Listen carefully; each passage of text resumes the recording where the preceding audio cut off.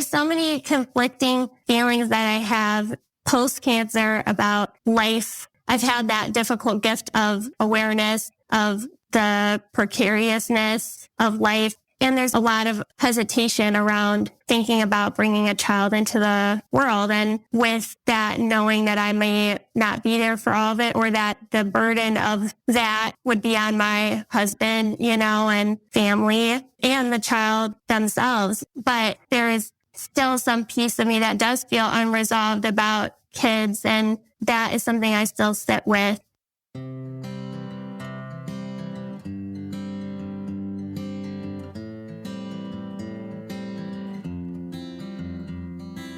That was today's guest, Elena. Hi, everyone, and thank you for joining me.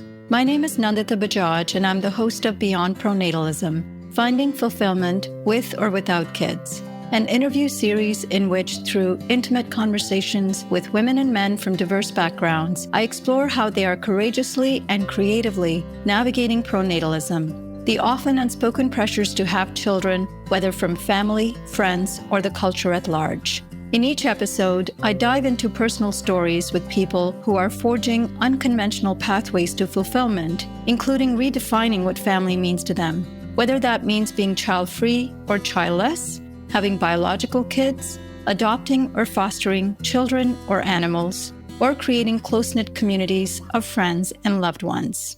And before we start today's interview, a quick announcement that we will be taking a short break from our publication schedule during the summer. The next episode after this one will be published on Tuesday, September 9th. Thank you so much for your ongoing support. Hi, Elena. Welcome to Beyond Pronatalism. I am so happy to have you here. Thank you, Nandita. I'm so happy to be here. For context for our listeners, you and I have known each other for a few years. We met when you took my pronatalism course. And I've been watching your journey for the last few years. And I just want to say what a huge source of inspiration you have been to me. And just where you've taken this little nugget of information into broadening your own perspective, but also mine and all the others around you. I'm really excited to have you on finally. Thank you. That means so much to me because you said, a little nugget of information, and I feel like what you and your work and how it manifested in that course, especially because I feel like the nugget is such an impactful lens on how I've been able to navigate lots of different conflicting thoughts and challenges and interactions since that time. And I feel very much in process still with my thinking and feeling about bringing children into the world. And so I hope that if nothing else, I can validate for somebody else like me being in that space of uncertainty and how to hold many things at the same time. Yes, I agree. And I appreciate that. I'm so glad that it's had that level of effect on you. And then, to come full circle after all these years to have your story be platformed here, it means a lot to me. So let's begin with a brief background about you to help contextualize the story for our listeners. So I live in the Chicagoland area now, and this is also where I grew up. Now I live with my husband and our dog. I grew up with one sister, and we had a lot of closeness as a family. My immediate relatives, particularly on my mom's side, lived really close by to us too. My sister and I were both homeschooled for a while as well, so we spent a lot of time together. And I remember as a kid, when I would talk imaginatively about having babies one day, I would talk about wanting to have two so that it could be like me and my sister, that they'd have a buddy. And I do have cousins on my dad's side, but my sister and I are the only kids on my mom's side, which I feel showed me from an early age that you don't have to parent a child to love and be loved by them. I have really, really close relationships with my aunts that I'm so grateful for. And I didn't think about it as out of the ordinary until actually somebody in the course remarked on it and was like, wow, what great role models to have. And I was like, yeah, they were great role models for so many things. But I've always been very, very close to my mom. And so she really has been and still is my inspiration for wanting to become a mom myself. And I think during college was when I grew more interested in reproductive justice and other ideas about motherhood and maternal politics and identity. And that included getting exposed to organizations that were doing really unique work in communities with moms and babies. It also, for me, included artistic explorations of motherhood and birth, and also inspired me once I graduated to participate in a volunteer doula program at a hospital in North Carolina, and then had moved back up to the Chicago area. But I still was taking coursework about being in the space of like abortion doulas and pregnancy loss doulas. And that was a new area of learning for me. And definitely those same themes and interests continued into my humane education graduate work. And prior to that, I had been still connecting to the concepts of family planning and choice making that were really on my mind for myself personally, and then also in a broader political way in terms of making decisions about bringing children into the world, as well as thinking about animals and speciesism and how we can, as humans, be more conscientious of how we educate ourselves and future generations on our impacts on the planet. And then thinking about reproductive justice from a human rights perspective made me so interested and excited for the opportunity to take the pronatalism course and just learn more about how the cultural and institutional pressures around us might reify or reinforce certain expectations about childbearing, and even when those might be unconscious perpetuations of certain ideas, they're very impactful and can be harmful, and if not understood or unpacked or identified even. And that was a big weight lifted, I felt, from taking the course, just to have some language to talk about some of the concepts around making these choices. And especially as I was leading up to getting married and just really thinking about timelines and priorities and how having kids would or wouldn't fit into that. Thank you so much for that background. Very, very helpful.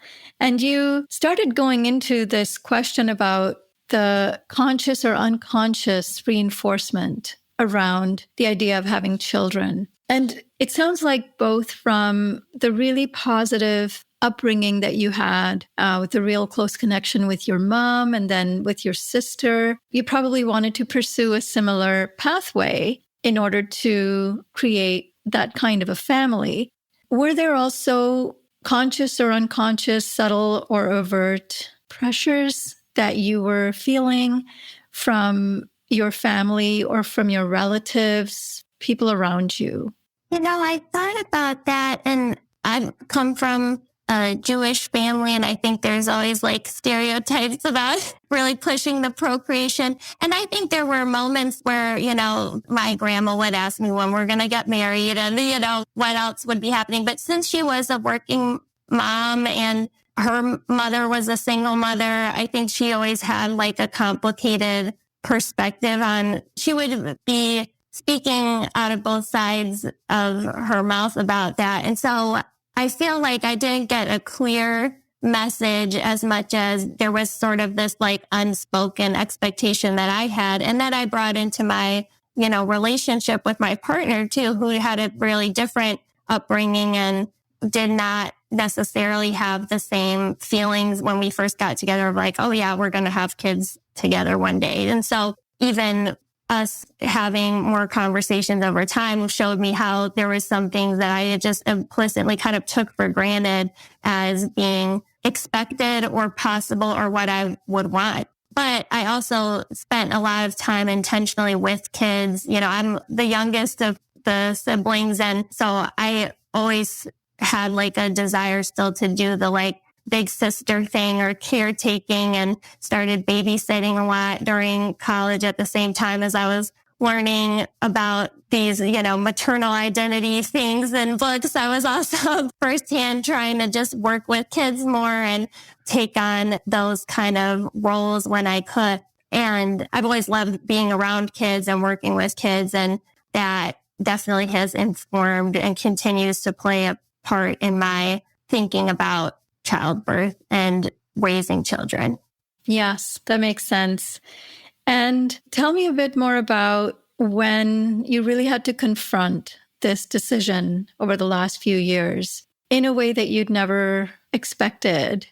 So my husband and I have talked since that time that if COVID had not been happening, if the pandemic wasn't in full swing, we probably would have had a kid even by the time that I was taking your course. And we had just bought a house. We had gotten engaged the summer before. And so COVID really, like for everybody on many different paths, the brakes were put on some of those big decisions. And the course was very helpful already in validating some of the pressures we were feeling and trying to ignore because of how overwhelming the pandemic was. In the meantime, I had been having some strange symptoms that started in January of that year, which was 2022. And I tried to do the best I could to just ignore them. I went to doctors and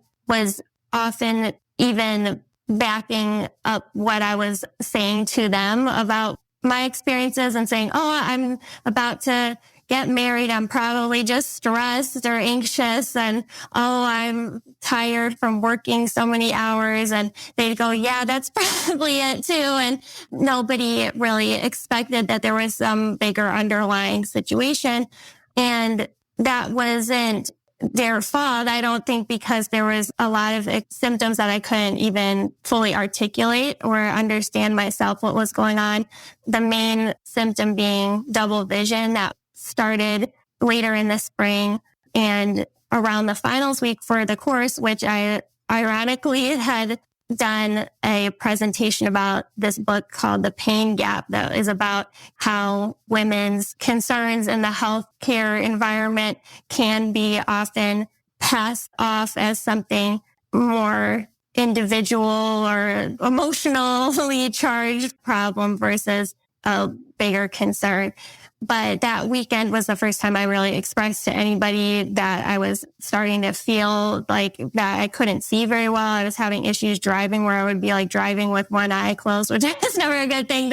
If you're doing that, that's probably a red flag. So I eventually made appointments because I was starting to have really bad headaches. And my husband and I proceeded to have our very small wedding with just him and I and my parents and his mom, and we went on our honeymoon.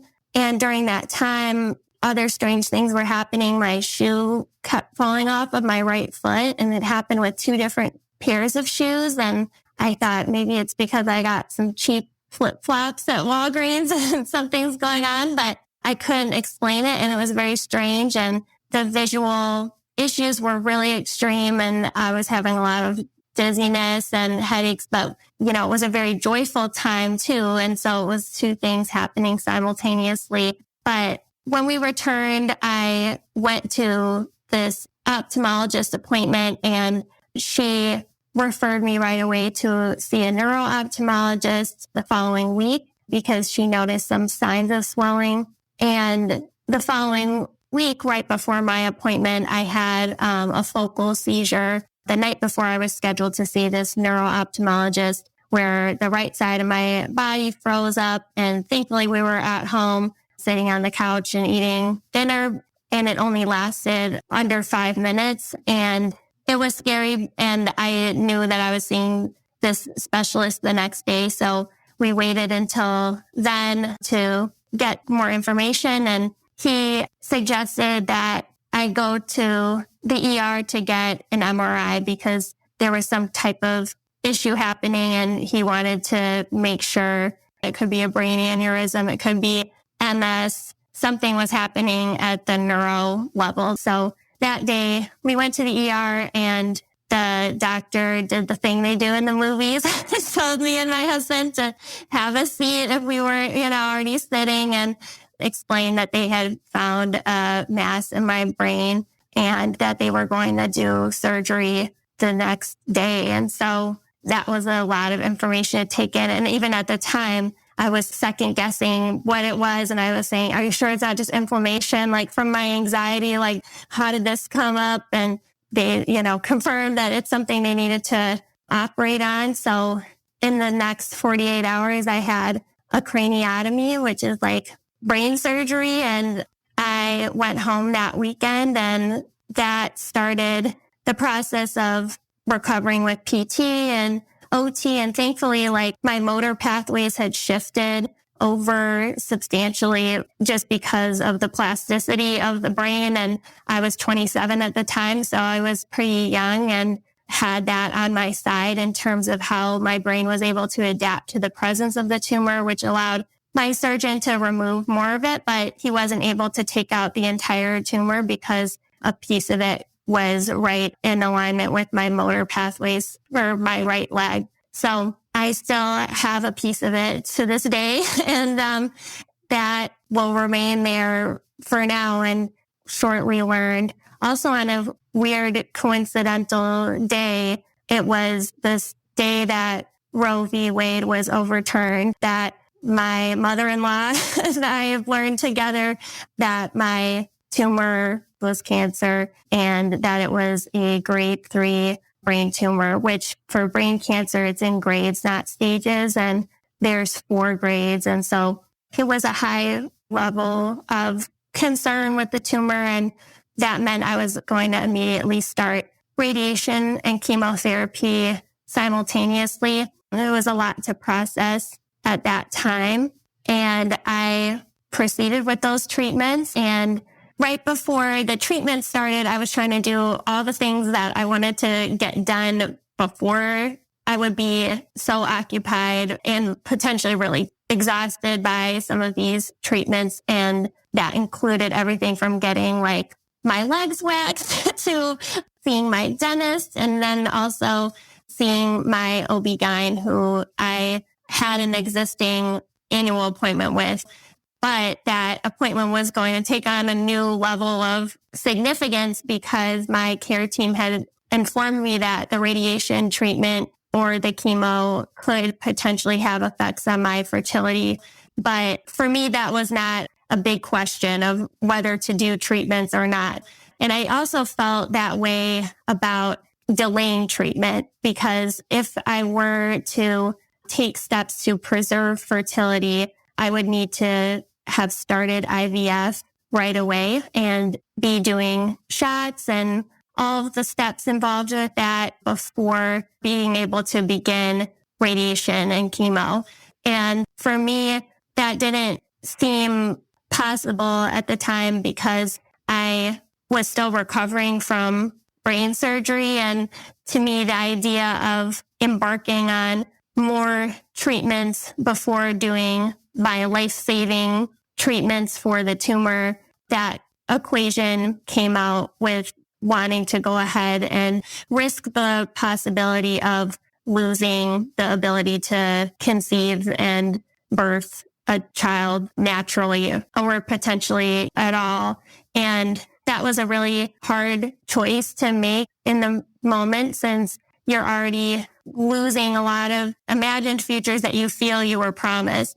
And whether that makes any logical or rational sense at all, there's just things, like I said before, that I had kind of, expected would be on the table and had to then really set aside and close the door and put it on the back burner with the thought that it could be permanently not an option.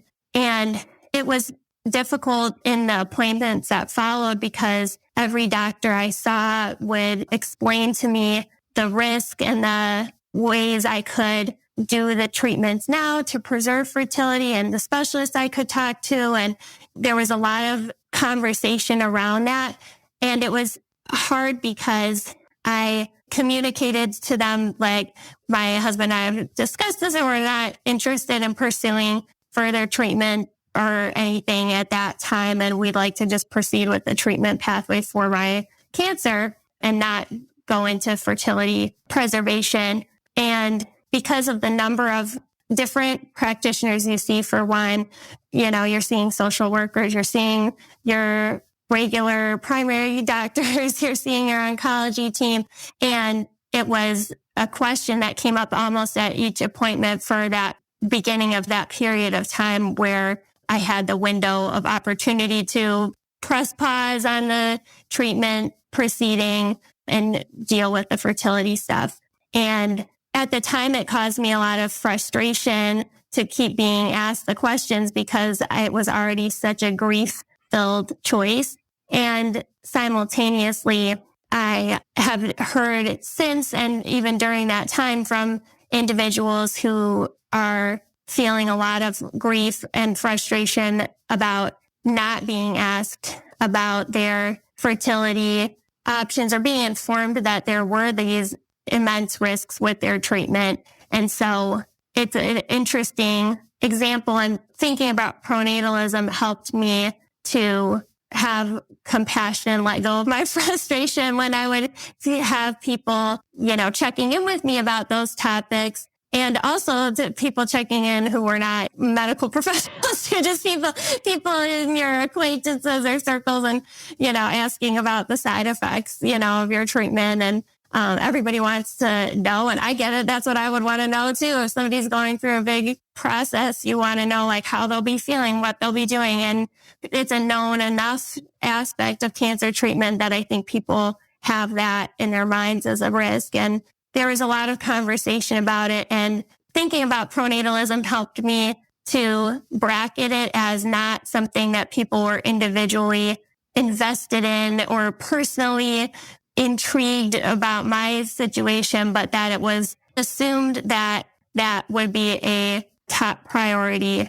And that fact was not true for me in that moment, even though I was somebody who wanted and still has ideas and aspirations about being a parent.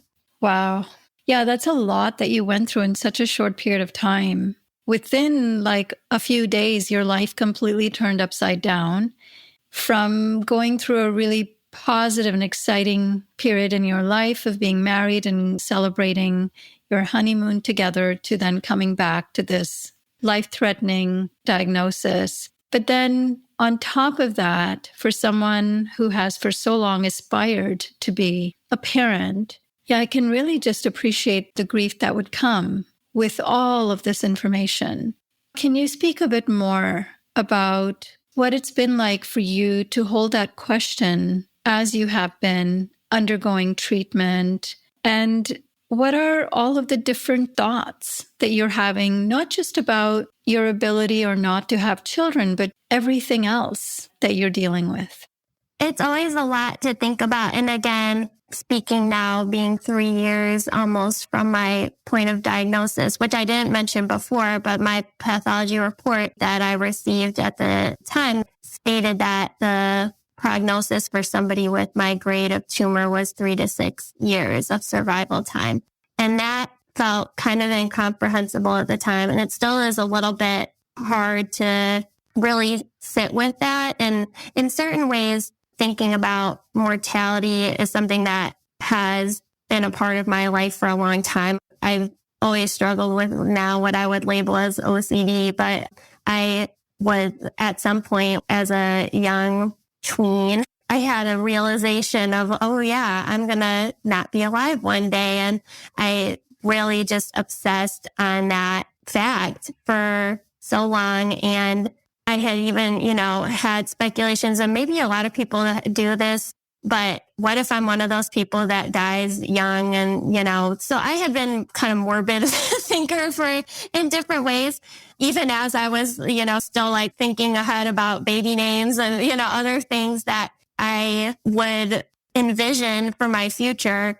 There were certain ways that those topics were not totally foreign to my mind, but also I was aware pretty quickly how different things would be from my peers in age, because even as I was connecting with young adult cancer survivors or people in brain tumor support groups that were so like fundamental to helping me cope through this journey, with all of the overwhelm and emotions and people who can relate to having the rug pulled out from under you.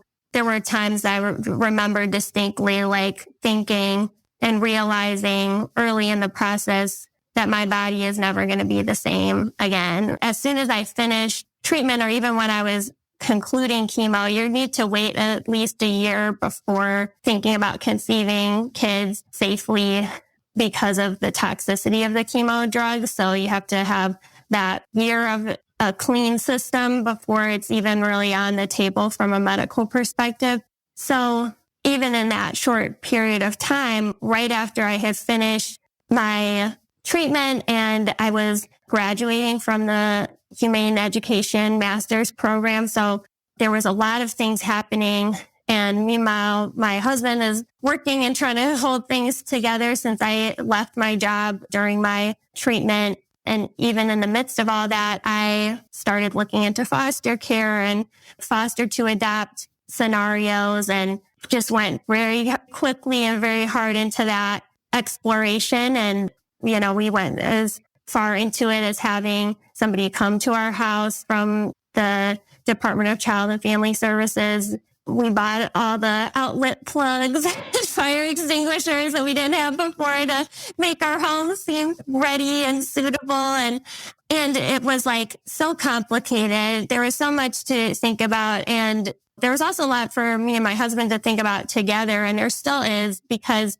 even though every person has to deal with the fact that life is terminal, and every couple can imagine what would happen with their offspring if one of them was no longer alive, or if something dramatic happened with their health and ability to care for themselves or a child.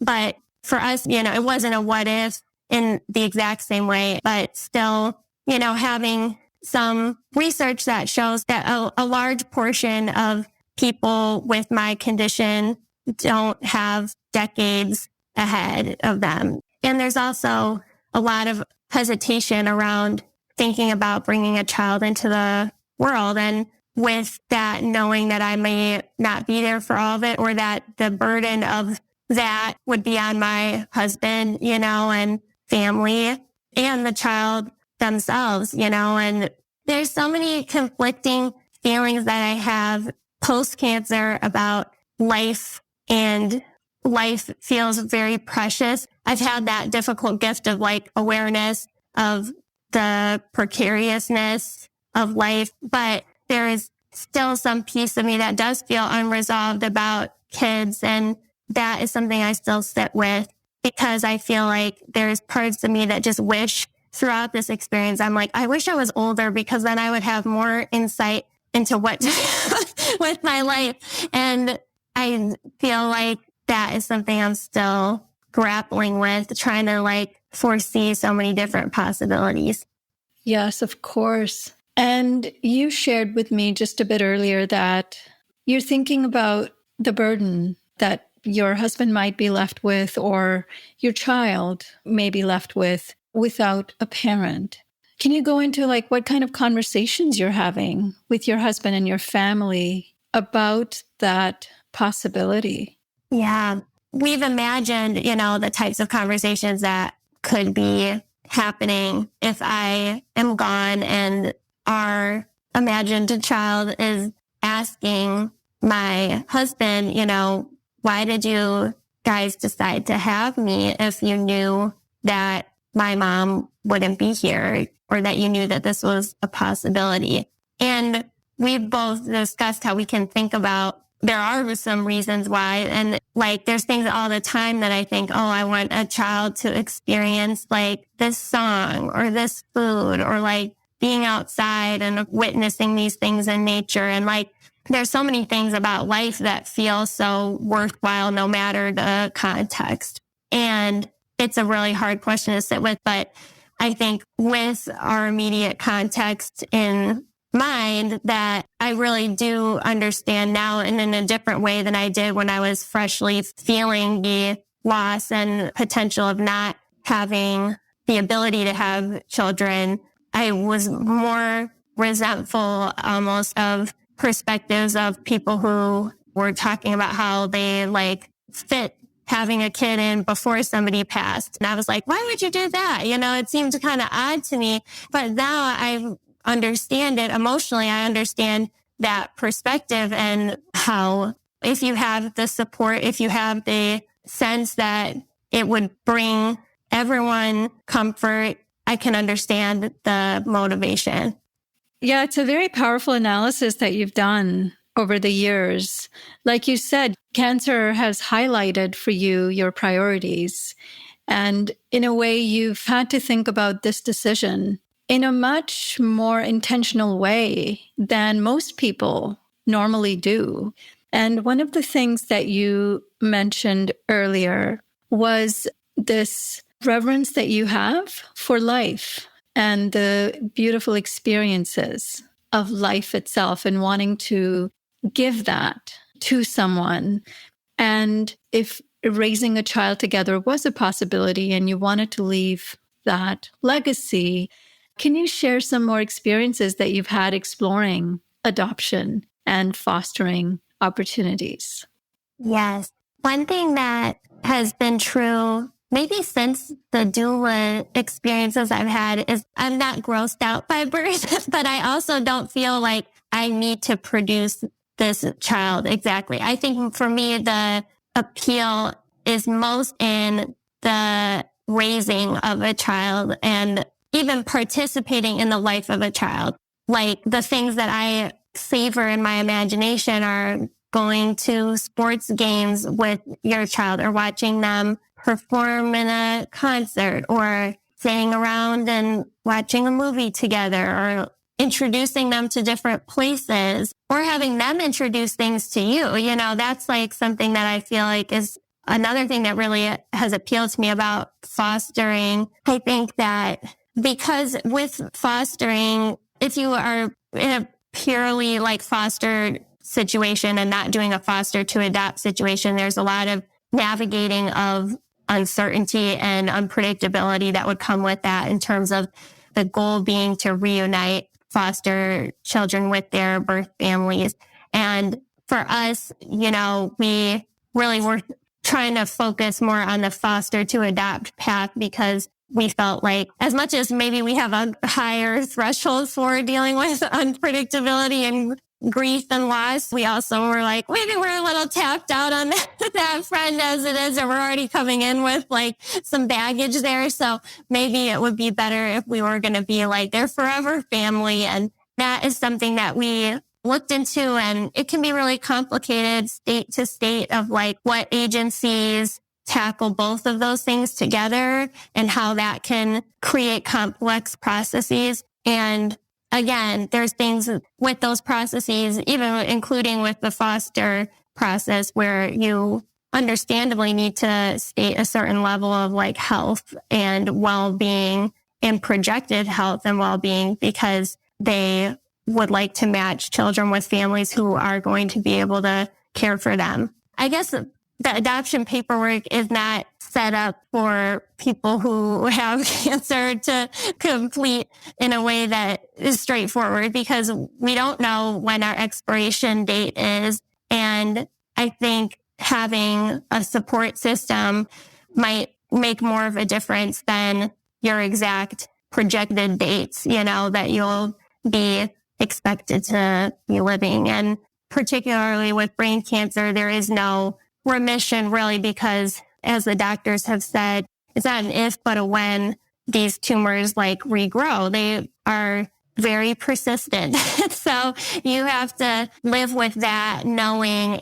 I will say that the one outlet for care that I've appreciated so much is having animal companions in our shared life and home. And our cat friend, Macy, who was just passed away about 6 months ago, was so special. And she had her own medical challenges and was dealing with thyroid issues, and she was blind, and we had taken her for a lot of surgeries, and she had to take a lot of medications. And when I was going through my treatment, she was there like by my side with the kind of presence that is something I will never forget and never be able to repay to her, but she was really just my like constant companion and very much like a soulmate. I always tell people that she felt like a combination of like a grandma and a best friend and a baby and your sister all at the same time. It's just like a very multi-dimensional love and bond. After she passed, we were just really feeling like the void of having a lot of love and nowhere for it to go. And my husband felt, he's like, I think this will really help to bring in a new addition to the family, even while things are going on, and think about welcoming in a new animal friend. And Winnie, our dog, is settling in, and she also had an eye surgery and her space surgery. So she's healing and healed now. And we just love her so much. And we are so dedicated to making sure that she has a really great life.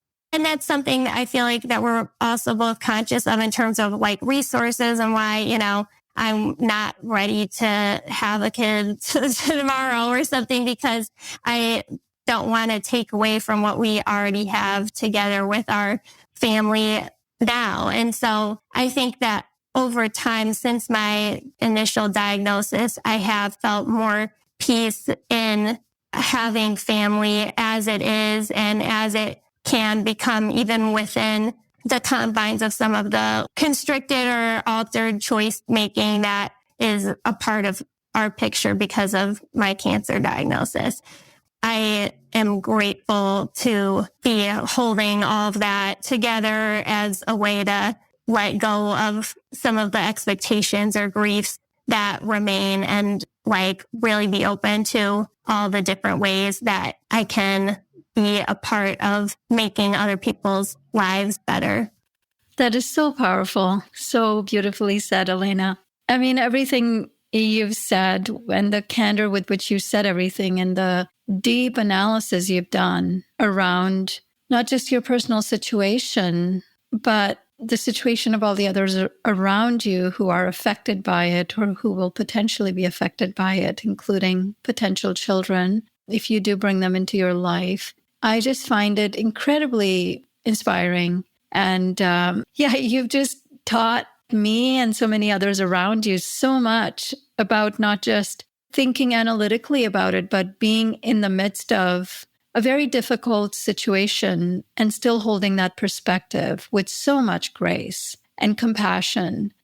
I'm just very appreciative of the space you've created in this conversation and in your other episodes to open up these topics. And I think having spaces where talking about ambivalence and talking about intention and different ways of conceptualizing family and care. And I just am so glad to be a part of it and to have the tools from you and from your work to talk more candidly and honestly about the topic. And also, I think that thinking about the finiteness of life makes bringing new life in to your family and into your day-to-day experiences take on a new weight. And I am grateful to have that in mind, no matter what paths we pursue. Yes, really well encapsulated. I'm just really, really happy that you decided to share your story with me, bring so many incredible perspectives to the table while remaining the incredible human being that you are. I just wish you so many good wishes as you navigate this path, and my very best to you. Thank you, Nandita. That's all for today's episode. Thank you so much for listening. What did you think of this episode? Do you have your own story you'd like to share? Check out the show notes to see how you can get in touch with me. Whether you'd like to share feedback about the show or a particular episode, or whether you'd like to join me on the show to share your own story, I'd love to hear from you. Thank you so much again for joining me today as we collectively discover and celebrate the many different pathways to fulfillment beyond pronatalism. Beyond Pronatalism is brought to you by Population Balance, the only nonprofit organization advancing ecological and reproductive justice by confronting pronatalism. This podcast is produced and hosted by me, Nandita Bajaj, with the support of my production team, Josh Wild and Alan Ware.